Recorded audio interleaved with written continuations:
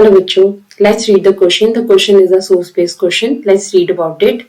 Question says read the information below and answer the questions that follow. Question में हमें information पढ़नी है और questions के answer देने हैं. Let's read. Equality before the law did not necessarily stand for universal suffrage. कहते हैं अगर हम लॉ के सामने इक्वलिटी की बात करते हैं तो यहाँ पे ये नहीं है कि सबको यूनिवर्सल सफरेज यानी कि राइट टू वोट दिया जाए. You will recall that in revolutionary France, which marked the first political experiment in liberal democracy, the right to vote and to get elected was granted exclusively to the property owning man. अगर कहते हैं आपको याद हो तो revolutionary France में जब France में रेवोल्यूशन चल रहा था तो उस टाइम के ऊपर जो पहला पॉलिटिकल एक्सपेरिमेंट हुआ, सबसे पहले के गवर्नमेंट सेटअप करने की बात की गई, लिबरल डेमोक्रेसी की बात की गई, तो वहां पे राइट टू वोट सबको नहीं दिया गया था, ये सिर्फ प्रॉपर्टी ओनिंग मैन को ही दिया गया था. मैन विदाउट प्रॉपर्टी, जिन लोगों के पास प्रॉपर्टी नहीं थी, एंड ऑल वुमेन, और सभी जो वुमेन थी उसको they were excluded from the political rights, उन्हें राइट टू वोट नहीं दिया गया था. इन द इकोनॉमिक स्फीयर, अगर हम इकोनॉमिक स्फीयर की बात करते हैं, liberalism stood for the freedom of markets. Liberalism क्या बात करता है? लिबरलिज्म मार्केट्स को फ्री करने की बात करता है. Abolition of the state impose restrictions on the movement of goods and capital.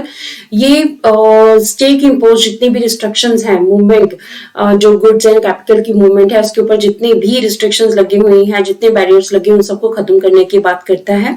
During the 19th century this was the strong demand of the emerging middle class. ठीक है, और ये 19th सेंचुरी में नई मिडिल क्लास जो आ रही थी उनकी सबसे मेन डिमांड यही थी, मार्केट्स को फ्री किया जाए और स्टेट की रिस्ट्रिक्शंस को खत्म किया जाए. Napoleon's administrative measures had created out of countless small principalities a confederation of 39 states. कहते हैं नेपोलियन का एडमिनिस्ट्रेटिव सिस्टम इस तरह का था कि उन्होंने क्या किया, 39 स्टेट्स की कन्फेडरेशन जो है वो बनाई थी, जिसमें 39 स्टेट्स थे. Each of these possessed its own currency. Her state की अपनी करेंसी थी. And weights and measures, हर जो है स्टेट उसका अपना वेइंग और मेजरिंग सिस्टम था. A merchant traveling in 1833 from Hamburg to Nuremberg to sell his goods would have had to pass through 11 custom barriers. अगर कहते हैं 1833 की हम बात करें, कोई भी मर्चेंट, कोई भी बिजनेस पर्सन है, हैम्बर्ग से न्यूरमबर्ग जा रहा है तो उसको 11 कस्टम बैरियर्स को क्रॉस करना पड़ता था, फिर जाकर वो अपनी चीजों को बेच सकता था. एंड पे custom duty of 5% at each one of them. ठीक है, और हर बैरियर के ऊपर उसको 5% अपना कस्टम ड्यूटी देनी पड़ती थी.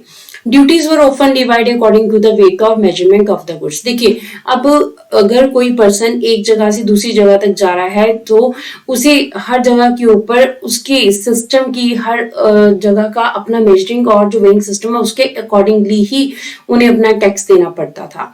As each region had its own system of weights and measures, this involved time consuming calculation. ठीक है, इसकी वजह से जो मर्चेंट्स थे उनके लिए काफी ज्यादा टाइम उनका खराब होता था. एक जगह से दूसरी जगह तक जाना, बैरियर्स को क्रॉस करना, फिर वहां पे अलग अलग जो है वो अलग अलग मर्चेंट जो है वो अलग अलग वेइंग एंड मेजरिंग सिस्टम के अकॉर्डिंगली जो है वो अपना टैक्स देते थे. So the measure of cloth for example was the ell which in each region stood for a different length. ठीक है, वहां पे उस टाइम के ऊपर जो मेजरमेंट थी क्लोथ की उसे एले कहा जाता था, जो हर रीजन में अलग अलग थी.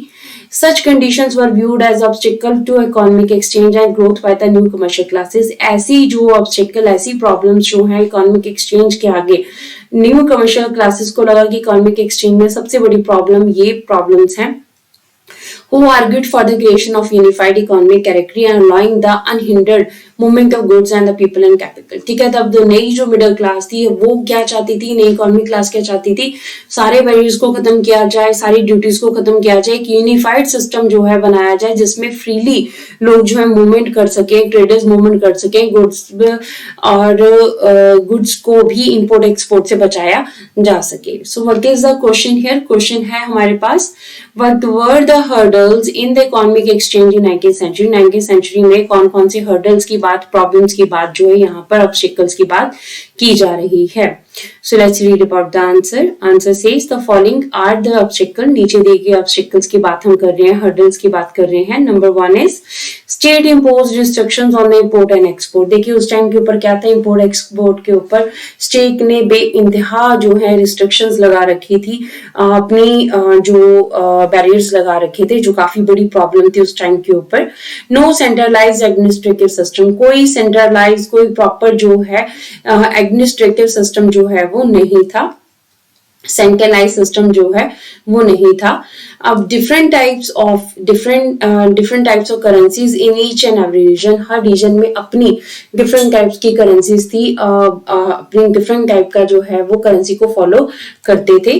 Complicated system of weights and measurement, ठीक है, हर रीजन में अपना वेट सिस्टम था, अपना मेजरमेंट सिस्टम था, अपनी करेंसी थी, जिसकी वजह से मर्चेंट जो है उनके लिए काफी प्रॉब्लम आती थी जब वो अपना सामान खरीदने या बेचने के लिए जाते थे. So these were the main obstacle in the economic growth. ये इकोनॉमिक ग्रोथ में मेन प्रॉब्लम थी जिसकी वजह से इकोनॉमिक ग्रोथ नहीं कर रही थी. So this is the answer of the question. Hope so you understood the question as well as the answer. Thank you.